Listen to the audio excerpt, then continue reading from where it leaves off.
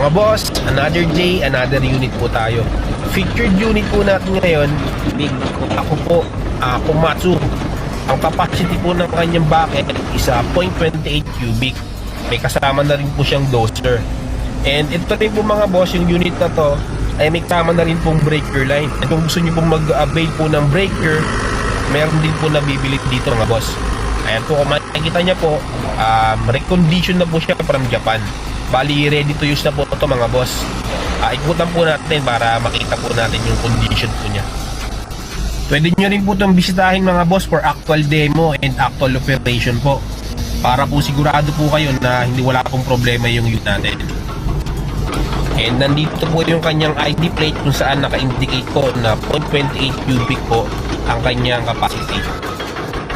And ang kanyang mga hydraulic hose mga boss, bakit din po yan para sigurado po na walang putok ang kanyang mga hydraulic hose. And sa loob naman po ng cabin, bago rin po ang upholstery, pati po ang roofing. Ayan po kung makikita nyo po. So mga boss, para po sa mga may kailangan ng ganitong klase ng unit, mag-message lang po kayo or tumawag sa number po na naka-flash sa screen. Maraming salamat po ulit sa panonood mga boss. See you po ulit sa ating next featured unit.